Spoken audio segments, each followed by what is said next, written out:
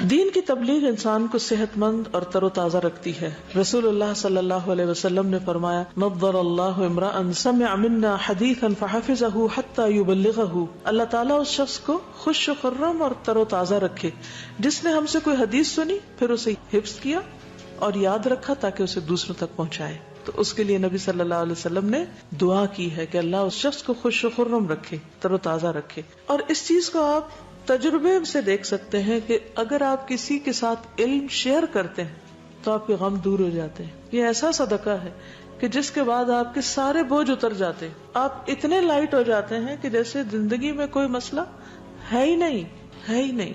آپ ایک لسٹ بنا سکتے کہ کن کن کاموں کے کرنے سے آپ کو خوشی ہوتی ہے. نماز سے ہوتی ہے، روزہ افطار کرنے پہ ہوتی ہے، قرآن پڑھ کر ہوتی ہے، ذکر کرنے سے ہوتی ہے، کسی کی مدد اور خدمت کرنے سے ہوتی ہے، غلط کاموں سے بچنے سے ہوتی ہے، اور اس کے علاوہ مسکراہٹ سے ہوتی ہے، اور خدمت خلق سے، اور خدمت خلق میں خاص طور پر علم دینے سے، علم بانٹنے سے، کسی کے ساتھ اچھی بات شیئر کرنے سے، کسی بھی طرح کی شیئرنگ جو ہے. ان میں سے کون سی چیز نمبر 1 ہے، نمبر 2، نمبر 3، کیونکہ ہر ایک کا ڈفرنٹ چوائس ہوتی ہے.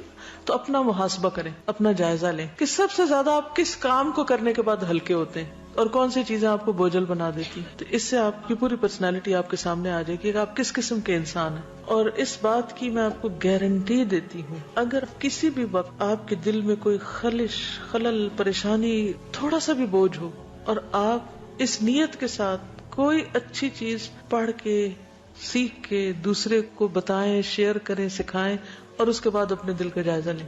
دوسرا طریقہ کیا ہے کہ جو آپ کو پریشانی ہے نا آپ کے اوپر، بس وہ آپ کسی کو کہیں ذرا میری بات سن لیں اور وہ پریشانی سے الٹ دیں اس پر، تو پھر آپ کے میں ہلکی ہوگی.